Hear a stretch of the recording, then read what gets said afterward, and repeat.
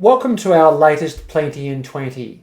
Today I'm going to talk to you about managing poor performance. Managing poor performance is actually one of our most popular longer form courses, and this is our first time running it as a Plenty in 20. Now, the first thing I'd like to say about managing poor performance is that very often in organisations there is this acceptance of mediocrity. At a surface level, we say that we want high performance, that we expect impeccable behaviour, etc. But in reality, we often find organisations at some level accept poor performance.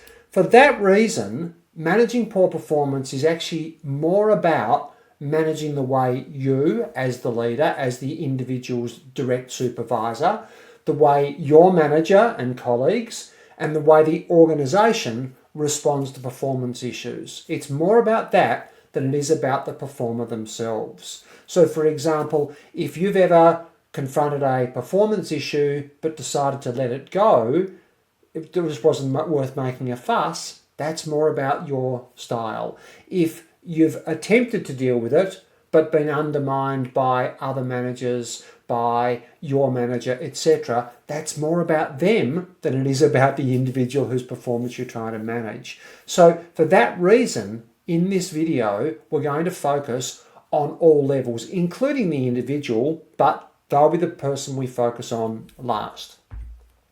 Now, one of the ways we help to overcome that resistance, that lack of appetite for the discomfort that comes with dealing with poor performance, is to be honest with ourselves about the real cost. And it's really easy to die the death of 1,000 cuts with poor performance. We just put up with it. It's not that big a deal. It's just a little niggle, and it goes on and it goes on and it repeats. Now, collectively, that becomes a major cost.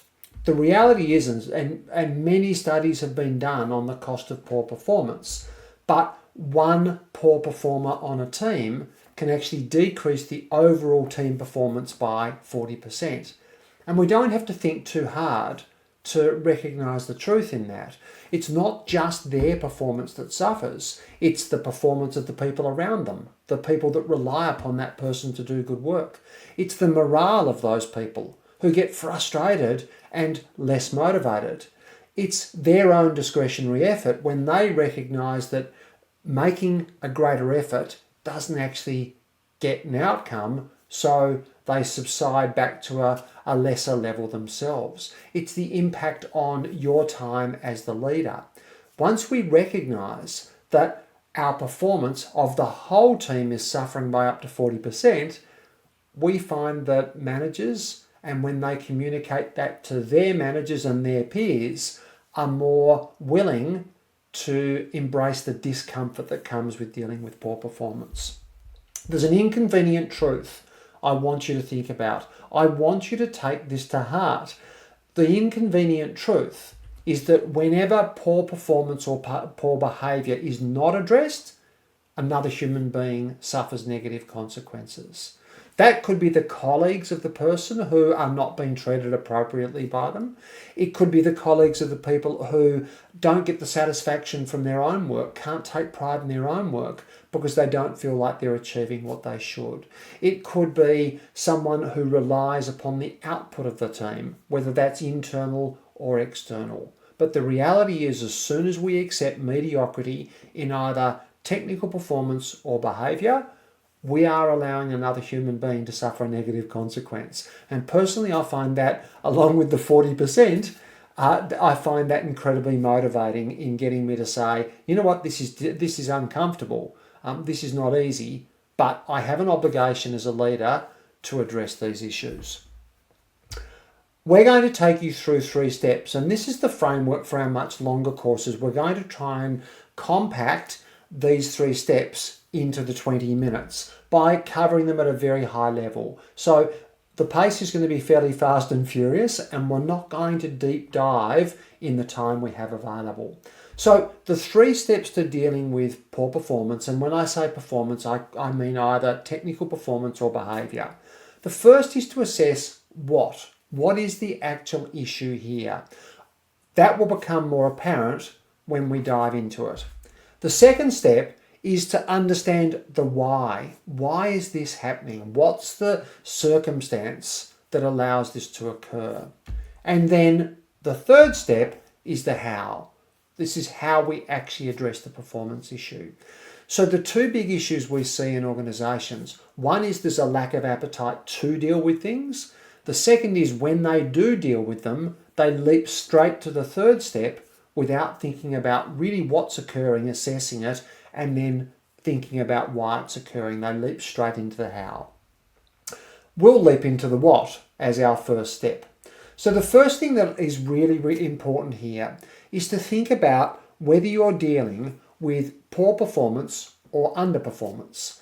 The critical difference there is that every person in every organisation is to some degree an underperformer. As you can see from the graphic, underperformance is anything less than the 100% perfect capability that that person has. And of course, we all have bad days. We all have bad moments. We all have times where we're not as motivated or focused as we could be. So everyone is an underperformer.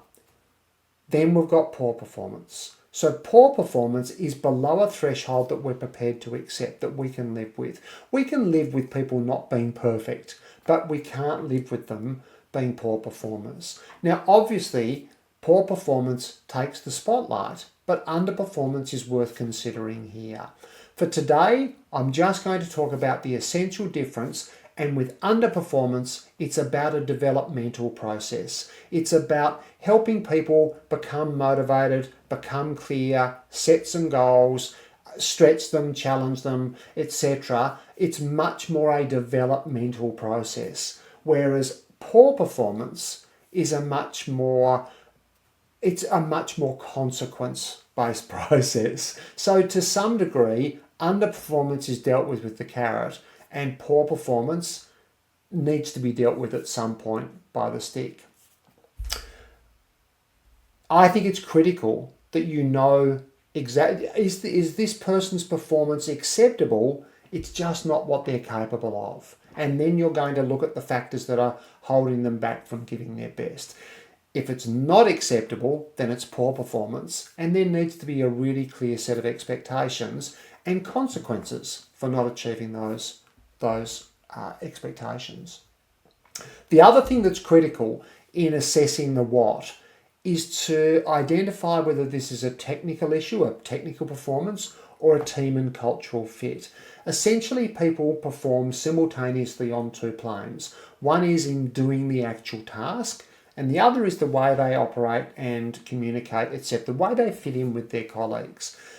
A lot of people, particularly people who have very high technical performance and poor team and cultural fit, will resist any suggestion that they're not performing at the right level because they're measuring themselves purely on technical performance. And it can be quite a challenging discussion to create that awareness that yes, there's no doubt about your technical performance, but we do need to address the team and cultural fit.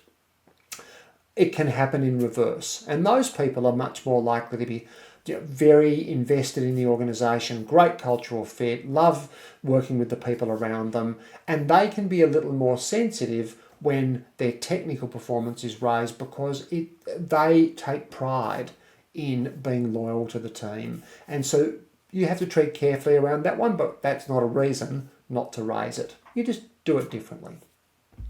So let's move in. Now we know whether we're dealing with underperformance or poor performance, and now we know whether we're dealing with technical issues or team and cultural issues. Let's talk about the why.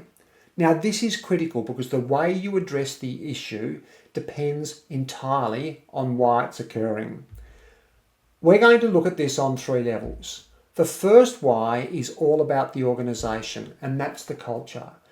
Does your organisation make it possible to be mediocre? Does your organisation have an acceptance of people doing fairly poor work and behaving in fairly poor ways? Or is there acceptance around okay? Or is there acceptance around nothing less than excellence? So have a look at that culture. it's a challenging one to change, but you need to go into the situation knowing if that's what you're dealing with.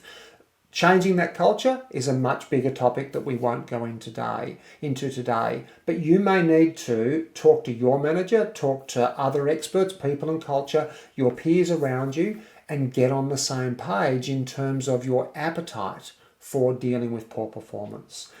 One thing we often see is a value around excellence, but little things are let go and they accumulate to undermine that performance. The expectation, which one of them is real, the one that's written down on a nice plaque or the one that actually represents what happens in the organisation, 100% it's the latter. So the first thing to look at is the organisation. The second thing to look at is you and your leadership style.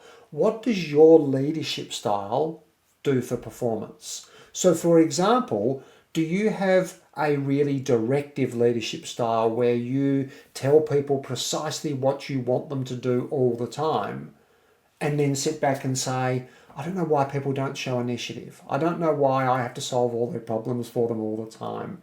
That's absolutely a response to the leadership style. We have a saying, if you're a regular viewer, you know this saying, that there aren't actually many remarkably good or bad performers. There's just normal people responding to the workplace culture and leadership they're exposed to. And we know this is true because every one of the people out there watching this Plenty in 20 will have been an excellent performer in one workplace and maybe not as good in another. You were the same human being, just responding to different environments, different leadership. Another example of this is, are you a leader that wants everyone to like them? You spend a lot of time, you invest in building relationships, but sometimes you shy away from the more challenging things. You don't have the conversations you need to have because you don't want to damage those relationships. That's inevitably going to result in an acceptance of mediocrity. Are you a leader, on the other hand, that spends a lot of time providing a lot of clarity, sharing the vision, helping people understand why they do what's important? Are you a leader that invests a lot of time in growing and developing the people around you? In that case, you're going to see different outcomes performance-wise. And the third thing we need to look at, of course, is them. And this is what we call gap analysis. One of the things we often find is managers default to, there's a problem with my person, they need some training. And it's a band-aid often. Now, we are a training organisation, so we've got a vested interest in you keeping on doing that. However, it's not always the right solution. For example, if someone is unaware how their interactions are impacting the people around them, all the training in the world won't help. You're giving them skills that they don't know they need to use.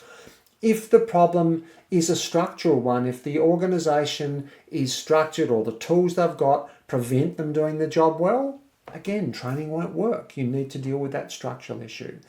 If the problem is one of, I don't want to do it, I'm not motivated to do it, once again, training won't work effectively because what you really need to do is address that motivation. And that's where consequences come in. There has to be consequences for poor performance, otherwise people won't change.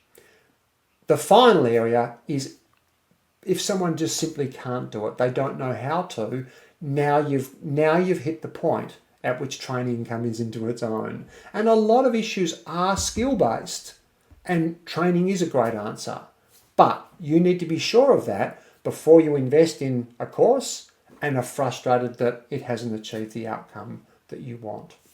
That's gap analysis, looking at what is it about this person that's creating that issue. And then we move to the how. So the how is the final step.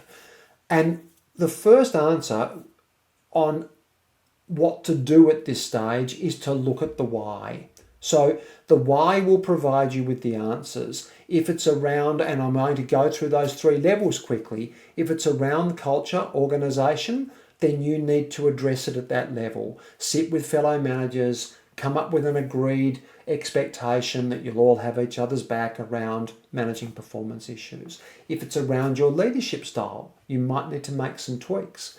If it's around them and there are specific gaps, think about that gap analysis we talked about and address the specific thing. If it's awareness, it might require feedback. If it's skill, it might require training. If it's motivation and just not wanting to do it, it might require some really clear expectations and consequences for not meeting them. So the first thing to do in how is to deal with the why on all levels. In the interest of giving you something else, I'm going to give you two things that determine, we call them the golden bookends of high performance, and those are clarity and feedback. Extensive research shows that the number one thing that determines whether people will do a good job in the workplace, whether they'll make high discretionary effort, whether they'll commit to the outcomes you want them to achieve, is how clear they are on what those outcomes are. In other words, the number one thing that will help people do a great job is knowing what a great job looks like. And often that comes back to leadership style. Things are often not as clear as we think they are because there's a gap between what we say and what we do. I expect nothing but this, we're going to let that go.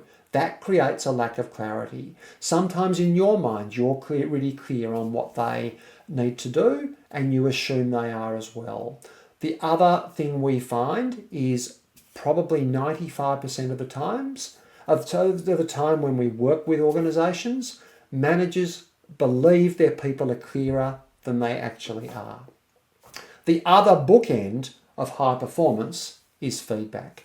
And feedback is intertwined with accountability. People need a lot more feedback than most managers give them about what they do well and about the things that they need to work on. We need to get to a point where we normalise feedback so it doesn't feel confronting. That's actually the topic of another Plenty in 20.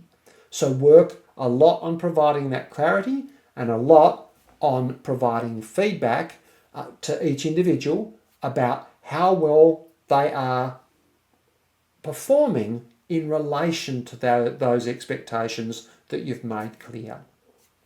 Before we wrap up, I want to share with you a couple of resources that we create for leaders. Many of these are free. And we create them because we know leaders need contemporary tools. We know you need short, sharp stuff to go out there and do the job most effectively.